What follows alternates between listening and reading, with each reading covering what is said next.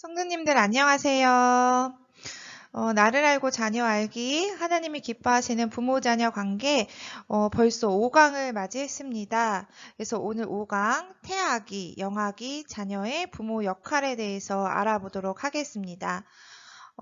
이 강좌를 들으시는 성도님들 중에는 태아기 자녀를 둔 부모님들도 계시고요. 영아기 자녀를 둔 부모님들도 계십니다. 특히 이런 분들 같은 경우에는 오늘 조금 더 귀 기울여서 강좌를 들어주시면 감사하겠고요. 이미 이 시기를 지나오신 우리 부모님들 같은 경우에는 이전에 내가 어떤 부모 역할을 했는지 한번 회상해 보시면 좋을 것 같고, 실제로 지금 현재 태아기, 영아기 자녀를 둔 부모님들이 있다면 어떠한 조언과 또 어떤 도움의 그런 말들을 해줄 수 있을지를 좀 생각하시면서 강의를 들어주시면 감사하겠습니다. 네, 그래서 저희가 진행해 온 또 강의 계획서를 보시면요. 오늘은 5주차 강좌 태아기와 영아기 자녀의 부모 역할 이렇게 진행하도록 하겠습니다. 네, 그러면 태아기 먼저 시작을 하도록 하겠습니다. 자, 태아기란 아기가 엄마 뱃속에 있는 그 시기를 말하지요. 아직 출생하지 않은 시기를 말합니다.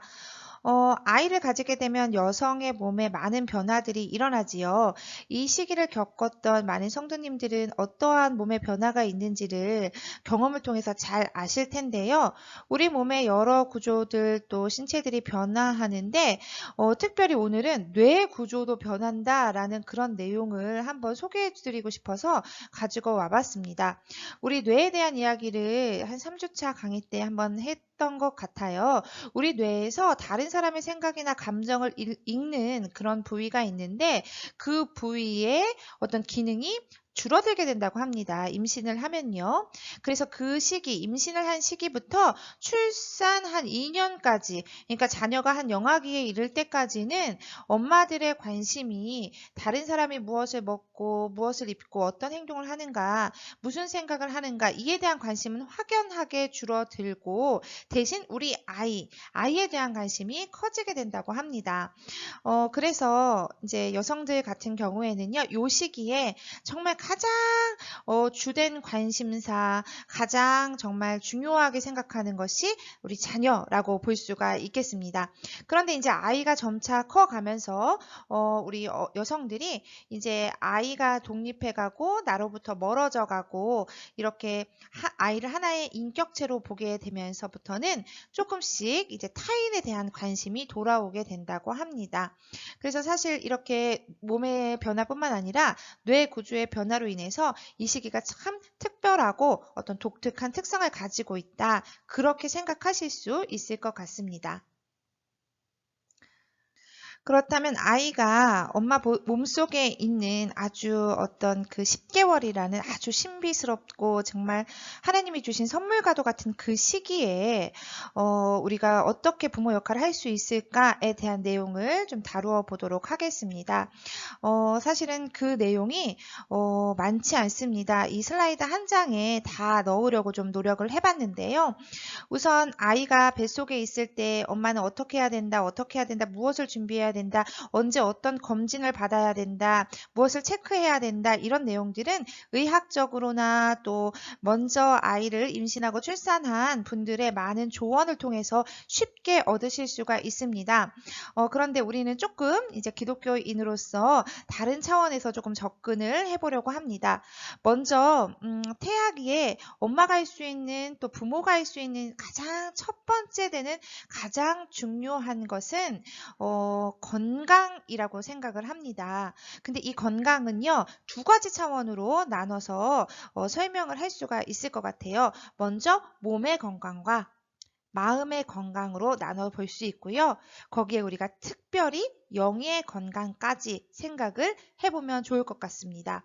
먼저 몸이 건강해야 되는 이유는 제가 일일이 나열하지 않아도 다 모두 알고 계실 거라고 생각합니다. 그래서 많은 연구들이요, 아이를 가진 엄마 또는 그 옆에 있는 아빠가 건강 상태를 어떻게 유지하느냐에 따라서 아이의 어떤 그 발달이라든가 건강상에 어떠한 영향을 미치는가 하는 연구는 너무나 많이 되어 있고, 뭐 의심의 여지가 없을 거라고 생각합니다. 그런데 이제 현대 사회로 올수록 이제 여성들 많이 영양이나 건강 상태가 많이 좋아졌고 또 많이 그 중요성을 알고 있기 때문에 잘 관리를 하는데요. 그래도 강조해도 지나치지 않는 것은 우리 부모님들이 먼저 몸의 건강을 위해서 영양 상태와 운동을 중요하게 생각하고, 사실 이거는 아기의 그런 어떤 신체적인 건강과 직결되는 문제이기도 하고요. 또 부모의 마음 건강, 영 건강과도 연결되는 부분이라서 가장 기초적으로 자신의 몸을 잘 체크하고 그래도 몸에 좋은 음식들을 드시고 꾸준히 운동하는 것이 도움이 될 것 같습니다. 좀 전에 말씀드린 것처럼 그 몸의 건강이 마음의 건강과 연결이 된다고 하는데요. 보통 아이를 출산하고 나면 이제 그렇지 않은 경우도 있지만 일부 어머님들께서는 그 정서적인 어려움을 경험하는 경우가 많다고 합니다. 그래서 이제 나온 용어가요, 산후 우울증이라는 용어가 나오게 되는데요. 많이 들어보셨죠? 혹시 산후 우울증을 경험하시거나 주변에서 경험했다고 들으신 분들이 있으실지 모르겠어요. 근데 제가 가까운 또 지인 같은 경우에도 또 굉장히 이 산후 우울증 때문에 고민해서 어려움을 겪었다는 그런 경험을 들은 적이 있어서 이 이야기를 잠깐 나누고 싶습니다. 서구권에서는요, 산후 우울증을요, 치료가 필요하다. 반드시 이제 전문가를 만나서 치료를 해야 된다라고 보는 입장이고요. 비서구권, 우리나라를 비롯해서 이렇게 뭐 아시아계 쪽에서는요, 그것은 뭐 치료까지 할 아주 심한 경우가 아니라면 치료보다는 조금 사회적인 지원이 필요하다라고 얘기를 합니다. 여기서 사회적인 지원이라는 것은 엄마가 아이를 낳고 나서 겪는 그런 정서적인 그 어려움을 조금 돌봐주고 좀 케어해 줄 수 있는 누군가가 옆에 있는 것이 도움이 된다라는 그런 의미입니다. 그래서 저는 우리 교회 공동체를 조금 마음 건강을 위해서 조금 활용했으면 좋겠다라는 생각이 듭니다. 아이가 이제 태아로서 이제 아이를 임신하게 되면요, 참 많은 정보들, 어떤 게 좋다더라, 뭐가 좋다, 많은 지식들이 많이 있는데요. 정말 먼저 경험한 믿음의 선배들이나 또한 이렇게 교회의 공동체의 어떤 그런 구성원들을 통해서 정말 이렇게 정말 사랑이 가득한 그런 사회적인 지원을 받는다면 마음 건강을 조금 유지하고 이렇게 출산을 잘 준비할 수 있는데 도움이 되지 않을까, 그런 생각이 듭니다. 그래서 이제 자신을 많이 개방을 하고 또 내가 임신 상태에 또 출산 직후에 내 마음이 어떠한지, 어떤 도움이 필요한지 이런 것들을 많이 나누고 또 같이 중보하고 기도해 준다면 혼자서 그 시기를 어렵게 겪어 나가기보다는 정말 같이 그 마음의 짐들과 또 정서적인 어려움들을 나눠질 수 있게 되지 않을까, 그런 생각이 들었습니다. 그래서 먼저 이런 시기를 경험하신 분들은 많이 조언도 해주시고 도움도 많이 주시고 마음적으로 많이 챙겨주시면 참 좋겠다라는 생각을 합니다. 또 거기에 이제 덧붙여서 영의 건강이라는 것이 있죠.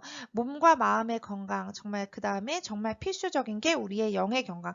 우리는요, 꼭 우리가 이제 태아기 자녀를 둔 부모가 아니라 하더라도 사실은 모든 그 발달 단계에 있는 자녀를 둔 부모라면은 이 영의 건강을 신경 쓰지 않을 수가 없습니다. 왜냐하면은 영의 건강 상태가 어떠하냐에 따라서 굉장히 이제 나의 행동, 나의 생각, 나의 감정 같은 것들이 영향을 받기 때문인데요. 그래서 사실은 모든 시기에 부모님들께서 항상 예배하고, 특히 이제 이렇게 코로나 같은 시대에는 가정 예배가 정말 필수이죠. 그래서 가정 예배 드리고 그 다음에 말씀과 기도 생활을 게을리 하지 않는다면은 정말 이 자녀를 잘 임신하고 출산하는 시기까지 준비해야 할 것들을 잘 할 수 있지 않을까 그런 생각이 듭니다.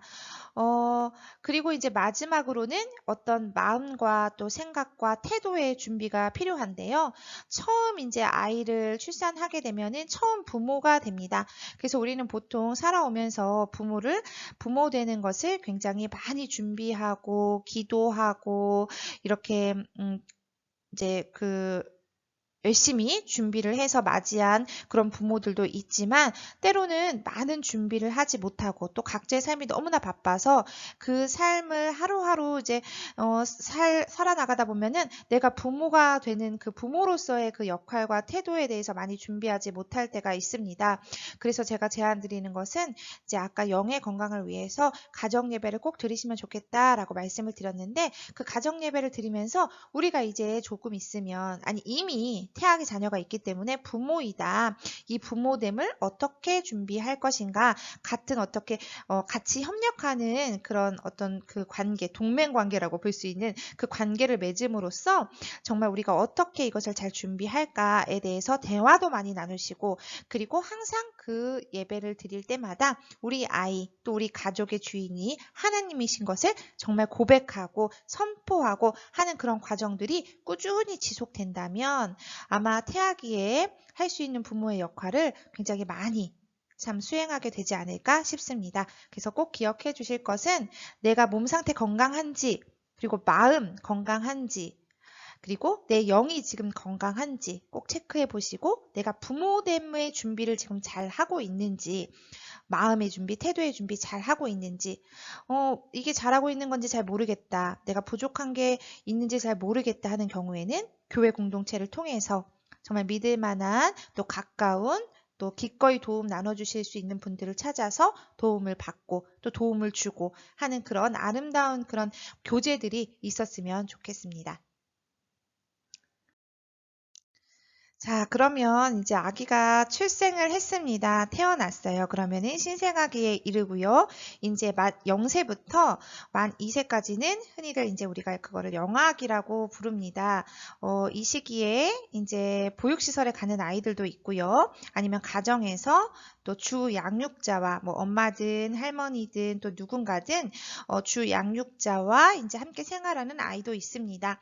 0세부터 2세까지인데요. 이 시기에 가장 필요한 게 뭘까라고 생각을 했을 때 사실 영아기에 필요한 것들에 대해서 다 말씀을 드리려면 이렇게 뭐 이런 강좌에 몇 분짜리 강좌로 다 설명드리기가 아무래도 어렵습니다. 그래서 저 나름대로는 정말로 가장 중요한 게 뭘까라고 이렇게 선별해야 하는 작업이 필수적인데요. 제가 영아기에 꼭 필요한 거 몇 개만 조금 선별을 해 보았습니다.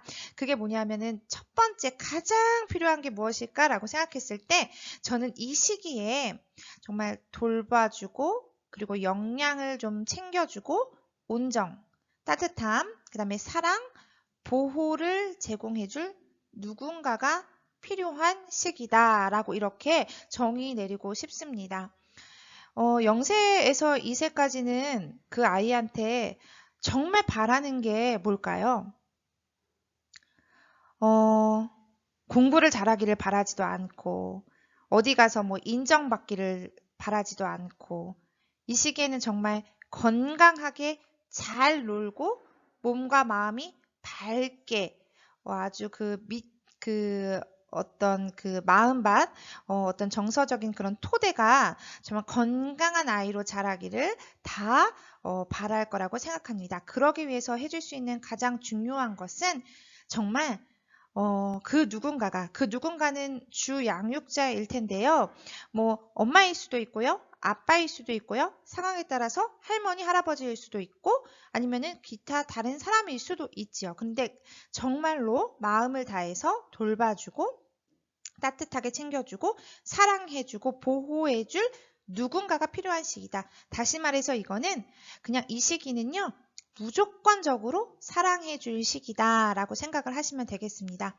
그런데 이제 저희 집도 그랬고요. 아이를 낳으면 아이가 너무 예쁘고 너무 소중하고 너무 사랑스러운데 그 감정만 100% 있는 것은 아니라고 해요. 저도 사실은 이제 제가 어렸을 때 제가 너무 많이 울어가지고 조금 이따 이제 기질적인 부분이 나오는데 제가 쉬운 기질의 아이가 아니고 조금 까다로운 기질의 아이여가지고 너무 많이 울어가지고 너무 힘들었다고 그렇게 회고를 하시더라고요. 그래서 이제 그 아이가 뭐 순하고 반응도 잘하면 너무 예뻐서 무조건적인 사랑이 잘 나오지만 너무 까다롭고 많이 울고 항상 어딘가 불편하고 안 좋아 보이고 이런 경우에는 엄마도 인간인지라 이제 힘든 마음이 들죠. 그럼에도 불구하고 정말 이 시기는 전생에 걸쳐서 무조건적으로 사랑을 받아야 되는 시기는 분명한 것 같습니다. 왜냐하면 제가 이제 한 3강에서 말씀드렸나요? 무조건적인 사랑을 받은 아기가 나중에 자라서 어떤 맺게 될 여러 가지 사회적인 관계, 뭐 친구라든가 또 나중에 이성 친구를 만나기도 하고 누군가를 더 자라서 교제를 하고 또 부부 관계를 맺기도 할 때 밑거름이 되는 아주 중요한 시기이기 때문에 그렇습니다. 그래서 신뢰감을 형성하는 시기이기 때문에 이 시기에는 필요한 것들을 그때그때 잘 채워주고 무조건적으로 사랑해주는 시기다. 그래서 영아기 자녀를 둔 부모님은요. 무조건 사랑해주는 시기다. 이런 마음이 정말 중요하다고 생각됩니다. 아까 말씀드린 것처럼 사랑이 막 저절로 샘솟고 넘치지는 않죠. 살다 보면은 일상적인 스트레스도 많고 신체상으로 피곤할 때도 있고 하기 때문에 그렇죠. 그럴 때마다 무엇이 중요하다. 우리를 무조건적으로 사랑해 주신 그 하나님의 사랑이 그냥 흘러갈 수 있도록 나를 통해서 흘러갈 수 있도록 그렇게 나를 그 통로로 삼을 수 있도록 기도하고 또 바라는 마음이었으면 좋겠습니다. 그래서 이 시기에 꼭 이 점을 기억을 해주시면 좋겠습니다. 자, 그러면 영아기 자녀를 둔 부모님들께서 조금 알아야 하는 주요 개념을 제가 3가지만 소개해 드리고자 합니다. 많은 것들이 있는데요. 제가 제일 중요하다고 생각하는 거 3가지만 조금 추려봤어요. 잘 좀 경청해 주시면 좋겠습니다. 먼저 기질에 대한 부분인데요. 이 세상에 태어나는 아기들을 이렇게 조금 유형을 이렇게 나눠봤더니 기질이 다 다르더라라는 그런 이야기가 있습니다. 그 기질은요, 조금 쉬운 기질이 있기도 하고요. 아까 제가 말씀드린 것처럼 좀 까다로운 그런 기질을 가진 아이도 있고요. 조금 전반적으로 대부분 느린 기질을 가진 아이도 있습니다. 근데 이 기질이라는 것은요, 태어날 때부터 타고난 거라서요, 뭐 노력한다고 해서 뭐 그렇게 확확 바뀌고 변화가 눈에 띄게 보이고 이런 것은 아닙니다. 그러니까 어떻게 보면 하나님께서 태어날 때부터 주신 어떤 성품, 어떤 특성 같은 것인데요. 양육을 할 때 조금 더 수월하고 편안하고 즐거움과 기쁨을 느낄 수 있는 기질이 있는 반면에 양육이 힘들고 어렵다고 느끼는 그 요인에 속하는 그런 기질도 있다라는 겁니다. 아까 말씀드린 것처럼 저 같은 경우에는 어렸을 때가 아니죠. 그냥 대부분 조금 까다로운 기질이어가지고 조금 부모님을 힘들게 했다고 그렇게 많이 얘기를 들었는데요. 이렇게 까다로운 기질이나 좀 전반적으로 반응이 느리고 발달 속도가 좀 더딘 편에 속하는 느린 기질인 경우에는 부모님들의 어떤 인내심이라든가 좀 이런 부분이 더 많이 요구된다고 볼 수가 있습니다. 그래서 내가 이렇게 열심히 하고 이렇게 정말 사랑으로 양육을 하는데도 왜 이렇게 우리 집은 이렇게 양육이 힘들지? 라고 생각하실 때 내가 뭘 잘못했나? 내가 부족한 게 뭔가? 문제가 있나? 라고 생각하기보다는 이의 기질을 한번 생각해 보시라고 말씀을 드리고 싶어요. 다행히 정말 쉬운 기질인 경우에는 보통은 요 경우가 좀 많다고 합니다. 그런데 이럴 때는 양육이 아무래도 수월하고 양육을 통해서 재미도 느끼고 보람도 느끼지만 이 2가지 기질이 있을 때는 아무래도 많은 인내와 좀 노력이 필요하다고 볼 수가 있습니다. 그렇다면 우리 자녀가 어떤 기질을 가지고 있나 이거는 어떻게 파악할 수 있는지 잠깐 소개를 해드리겠습니다.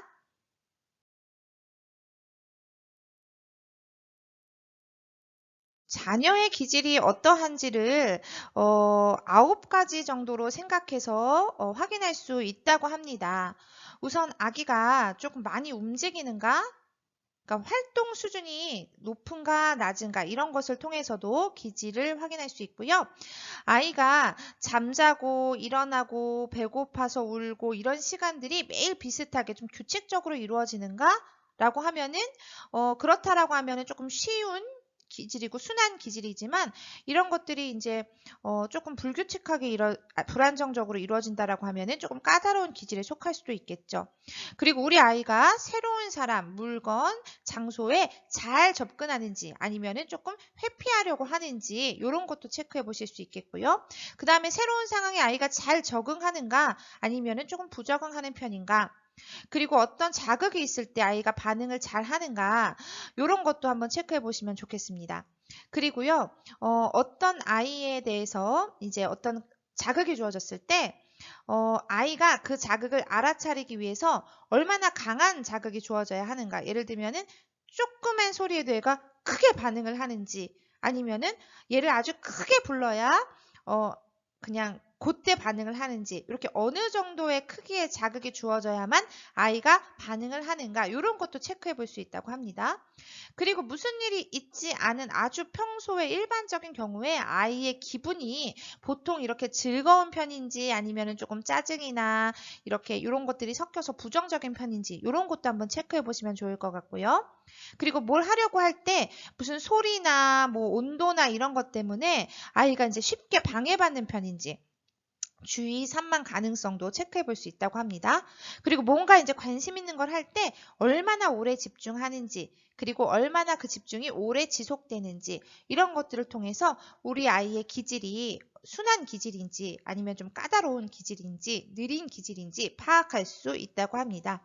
그래서 이러한 질문에 한번 우리 자녀들이 어떠했는지 한번 체크를 해 보시면서요. 우리 아이가 어디에 속하는지 한번 생각해 보시면 좋을 것 같고요. 사실은 자녀의 기질과 또 부모인 나의 기질이 또 잘 맞아야 됩니다. 어떤 일치도가 있어야 하는데요. 아무래도 제일 좋은 거는 자녀의 기질과 나의 기질이 비슷하다면 더 좋겠지요. 자녀를 더 잘 이해할 수 있고 더 이렇게 공감할 수 있기 때문에 그렇습니다. 하지만 기질이 맞지 않는다고 해서 너무 이제 낙심하실 필요는 없고요. 그 기질들을 잘 파악하고 우리 아이는 이런 기질을 가졌구나 라고 인지만 하셔도 굉장히 도움이 된다고 합니다. 그 점을 좀 기억을 해주시면 좋겠습니다.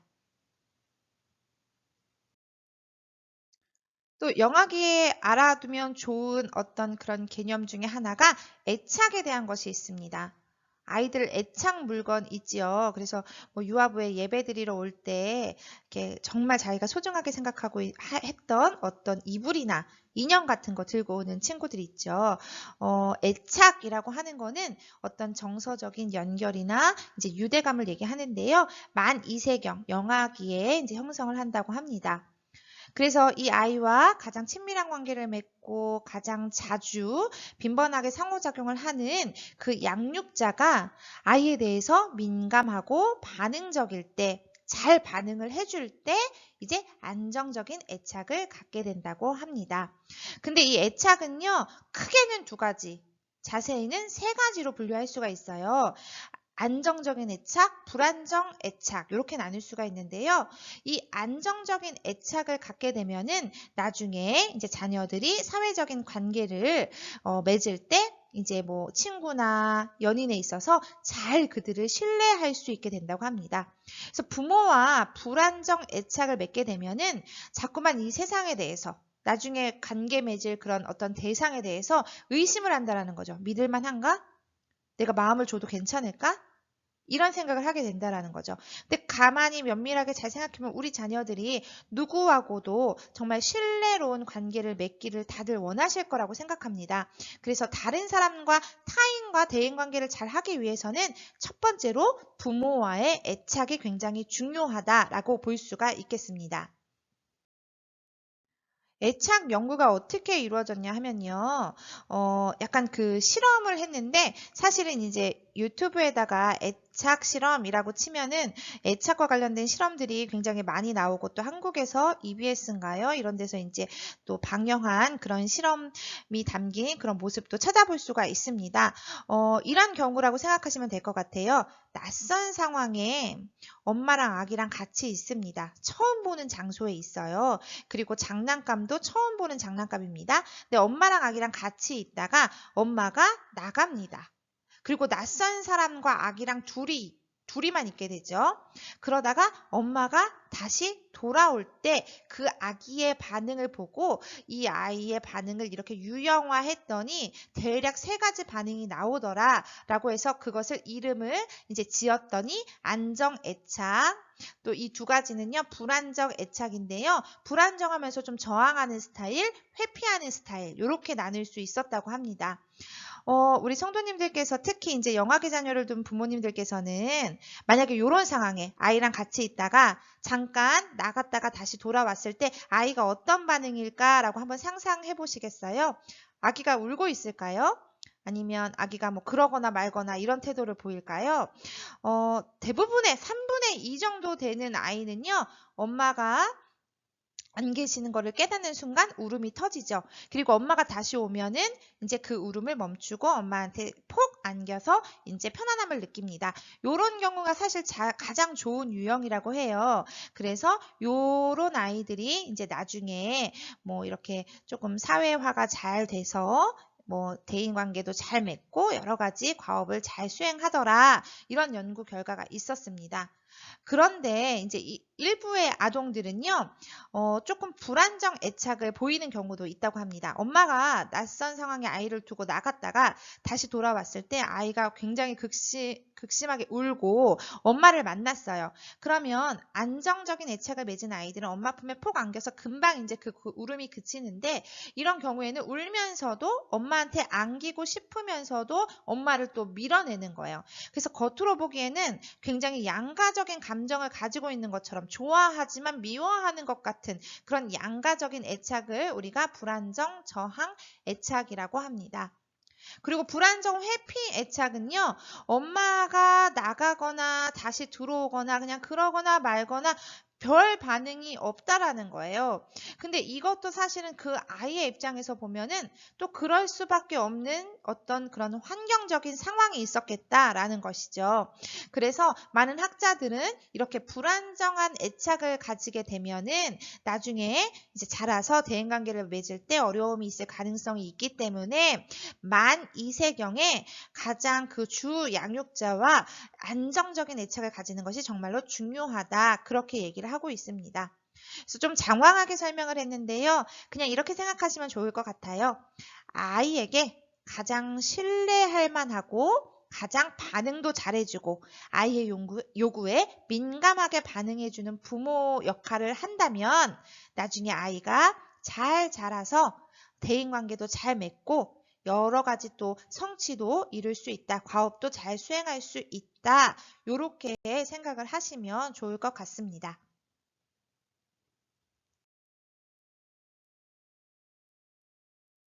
자, 영아기에 조금 아이들과 함께 할 수 있는 어떤 활동이나 놀이 어떤 걸 하면 좋을까요? 이 부분에 대한 답을 드리고자 합니다. 영아기는요, 무엇이 발달하는 시기냐 하면 감각이라는 것은 저희가 흔히 말하는 오감각이죠. 뭐 시각, 청각, 촉각, 미각, 후각 이런 오감각과 그 다음에 운동 능력이 발달하는 시기입니다. 그래서 이 영아기를 감각 운동기라고 부르기도 합니다. 그래서 아이가 가장 그런 부분이 발달할 수 있는 시기이기 때문에 거기에 초점을 맞추는 게 효과적이겠죠. 그래서 감각놀이, 뭐 손으로 할 수 있는, 또 신체로 할 수 있는 그런 감각놀이와 그 다음에 대근육, 뭐 손, 발 움직임, 그리고 소근육, 뭐 손가락으로 할 수 있는 그런 작은 작업들, 이런 것들을 돕는 놀이를 해주는 것이 중요합니다. 그래서 감각적인 것을 발달시키고 운동 능력을 발달시키는 것이 이 시기에 부모가 해줄 수 있는 어떤 제공할 수 있는 놀이와 역할이다, 활동이다, 이렇게 생각을 하시면 도움이 되실 것 같습니다.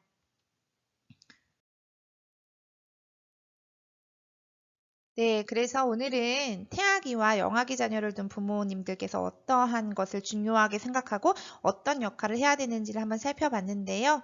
사실 자세하게 살펴보면 내용이 참 방대한데 짧은 시간 안에 정리를 하느라 조금 이렇게 급하게 또 이렇게 깊지는 않고 이제 몇 가지를 추려서 설명을 드린 것 같습니다. 어쨌거나 태아와 그 영아기에는 정말로 무조건적인 사랑, 그 다음에 일단 엄마의 그런 어떤 건강 상태, 여러 가지 측면의 건강 상태, 이런 것들이 중요하다고 하니까요.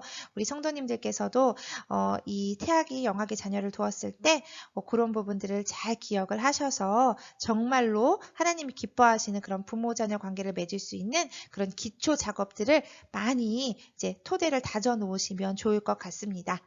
네, 오늘 그래서 5강 강좌는 여기서 마치도록 하겠고요. 다음 6강에서는 이제 유아기 자녀를 둔 유치원, 그러니까 만 3세부터 5세까지의 자녀를 둔 그런 부모님들의 역할에 대해서 한번 살펴보도록 하겠습니다. 강의를 들어주셔서 진심으로 감사드립니다. 감사합니다.